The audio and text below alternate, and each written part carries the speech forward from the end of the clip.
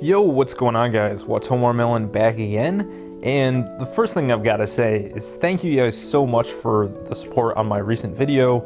I think my subscriber count has more than doubled. Well, definitely it's more than doubled. It's gone up by, I think, like 400. So hi to all the new subscribers. I really appreciate the support on my recent video hitting rank #1 in the world.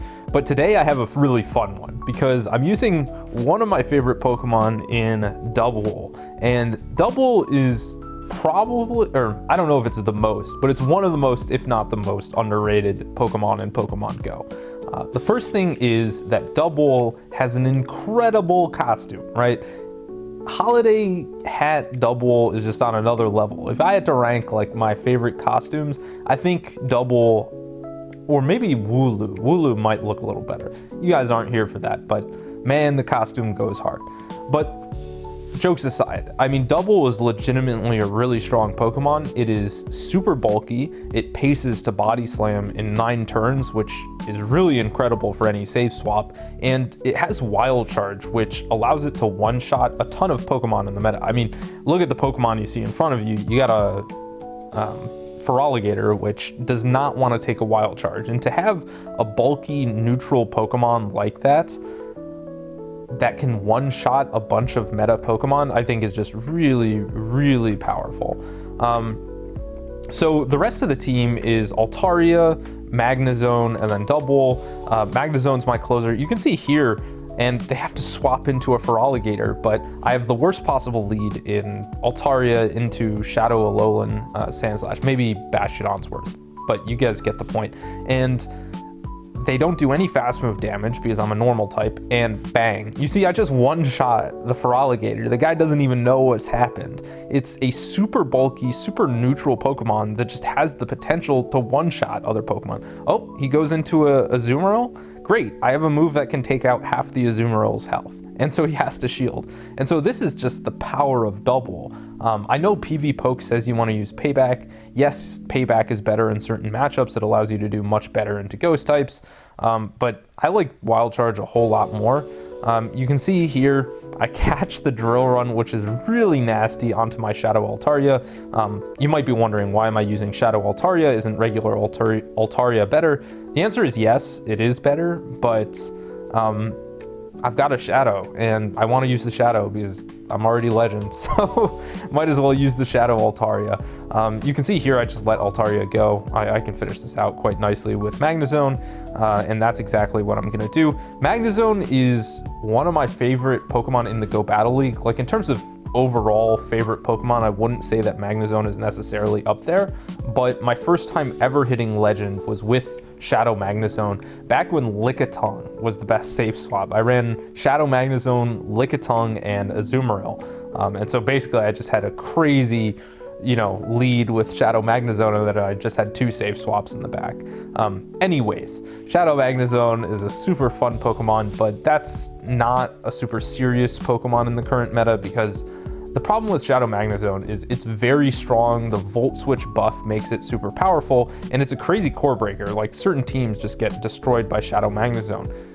But Shadow Magnezone has the problem that it has a 4-turn fast move, which means that they can swap in a Mud Slapper while you're throwing your Volt Switch, and they can basically guarantee a Mud Slap onto Magnezone. And Mud Slap normally does like 30 to 40% of your health, and if you've double debuffed yourself from a Wild Charge, they can basically just do like 50 to 60% of your HP with a single fast attack that you have no protection against because your fast move is a 4-turn fast move.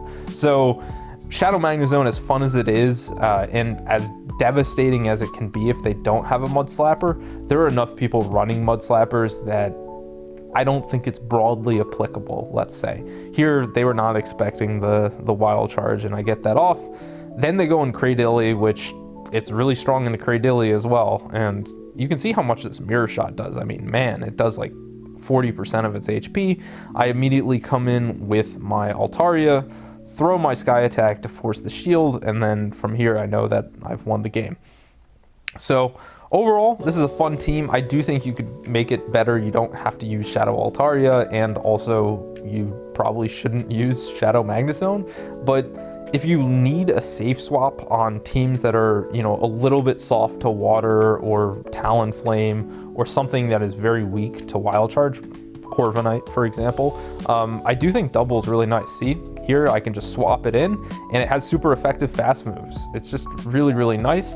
And now I'm ahead on energy. Amoonguss, even though it resists my fast move, I double resist his fast move, and I can just spam out these body slams. And with the body slam buff, Dubwool's really, really spammy and just is able to win a lot of matchups that you might not think.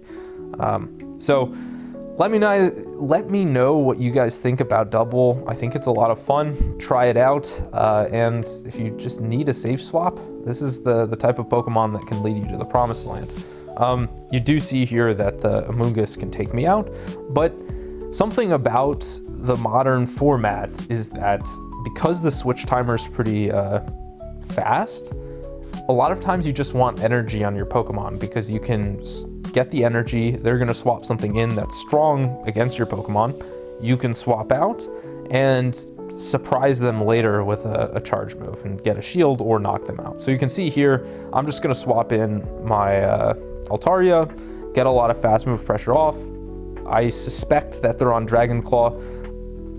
I will say something. I didn't see many Dragon Claw users until I started using Dragon Claw on Guzzlord. Not saying that I was the reason, but people were not on the Dragon Claw for the longest time, even though I do think it's the better moveset. Here you can see Corviknight really is not good into any of my Pokemon. I double resist the fast move on Altaria, and I have super effective Flamethrower if I need it. You can see here I'm able to catch the Air Cutter, and I get my Volt Switch off, which knocks it out. I'm going to throw on Good Timing. There's not really anything they can do from here. Magnezone is just very, very strong on their team, and you can see as long as there's not a Mud Slapper, Magnezone is really, really nice. And I think I said this before last season's changes, and they completely did the opposite of what I thought would happen. I'll probably make a video on this, but I do think the time of Mud Slap is over, my people. Can we not agree that Mud Slap needs to be nerfed? The whole meta is balanced around Mud Slap, and I do think that it's time that Mud Slap is toned down a little bit. They took Mud Slap, which I thought was oppressive. You know, it's been oppressive for the past year, basically, and they buffed the best Mud Slappers. I can't believe they did this last season. I cannot believe that they did that. And so last season, I was certain they were going to nerf it. This season, I am less certain, but I do think it's time. I think that it just completely invalidates a lot of electric Pokemon, with the exception of Dedenne, and even though they've been buffing electric types with Parabolic Charge, with Volt Switch, I think Mud Slap is too strong. I do think they're gonna have to nerf other things to make Mud Slap still, or to make electric types and other things as well not too strong. Bashidon, for example. But yeah, I don't know. I think that Mud Slap needs to be taken down. Astonish, also, I would love to see an Astonish nerf.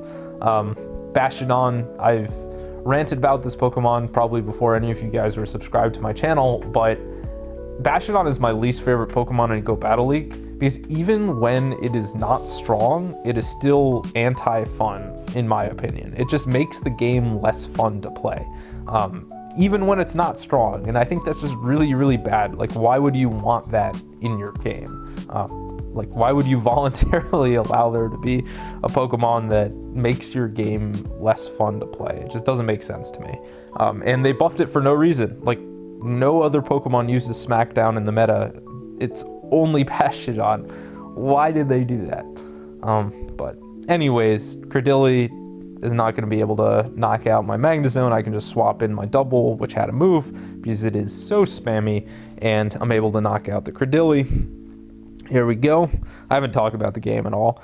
Primeape. Primeape is another... I think, you know, I'm going to make a whole video on this, but Primeape is another Pokemon that there was a Remix Cup, I think like 2 seasons ago, I want to say, where it just devolves into like Dusknoir, Primeape, Pangoro, and then like Charmers. And it was the worst Remix Cup I've ever played in my life. And then this was like a cautionary tale for me about you can't just nerf the strongest Pokemon and expect the meta to be good. Like, as many complaints as people have about this meta, and I think a lot of them are warranted, there is no guarantee that if you nerf some of the strongest Pokemon, that the Pokemon that would then become the strongest Pokemon are going to be fun to interact with. And you know, this might sound like it's coming out of left field, but not only does Astonish need to be nerfed, but Karate Chop, or something needs to be done to the Karate Choppers. Pangoro just won its first regional championship. I think Pangoro is not good for Pokemon Go. Again, this is, I'm sure, a hot take, but it's the sort of Pokemon that gets completely steamrolled if you have an answer to it. Like, if you have a Flyer or a Fairy type, or basically anything that's good into Pangoro, it just completely destroys Pangoro. But if you don't have a hard answer to it, it can like 1v3 your team. And it's not as fun as like Morpeko, in my opinion, where like Morpeko is cheesy in a fun way. Pangoro has like actual fast move pressure, which Morpeko really doesn't. I just think that not a big fan of Pangoro, and I'm less of a fan of Primeape and Annihilape. Annihilape I've complained about since it was released into the game. If you guys remember when it was originally released and Counter was like the current Sucker Punch, that Pokemon was just too strong, even though it didn't have Rage Fist. And then they released Rage Fist, they nerfed Counter, and now I think it's not as good as it once was because Astonish Pokemon are everywhere. There are ghosts everywhere, Galarian, Corosla, Dusknoir, etc., Dusclops, Jellicent, list goes on. But all it takes is like an Astonish nerf, and I think Annihilape just runs through the entire meta. And so I also want Rage Fist to be nerfed, which maybe if they nerf Rage Fist, they don't nerf Karate Chop, and I don't know what they do to Pangoro. Maybe they just like buff some fairy types, but I don't know. I don't know how to balance it. That's not my job. We'll let Niantic or Scopely do it, but we'll see what they end up doing. I'm excited to see what the changes have been. They've switched it up pretty consistently for some time, like some pretty big updates, which keeps the game fresh for sure. Ufisk, okay, don't get me started on Ufisk. If there's no Mudslap, or at least Mudslap is not as strong, I don't know what they do to Ufisk, because that Pokemon is absolutely everywhere. Like at high elos, I see Ufisk on like the lead 20% of the time. It's crazy how much I see Ufisk. And if Marowak and Gastrodon are not around, you're only gonna see more of it. It really, maybe Grass. They somehow like make Grass meta again, and that's the answer to Ufisk, because Ufisk does absolutely nothing into Grass. And so if Superior starts coming around, maybe that can solve the Ufisk problem, but I'm not holding my breath over that. Here you can see he knocks me out.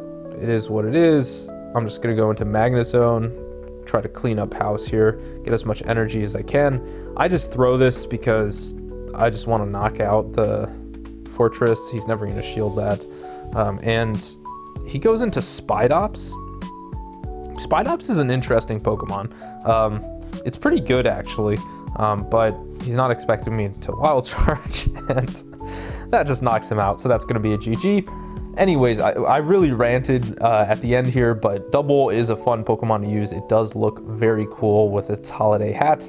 Hopefully that's released in Christmas again. I want a shiny of that. But if you guys did enjoy, make sure to like, subscribe, all that sort of stuff. It's been your boy Watomar Melon, and I'll see you guys in the next one. Peace out.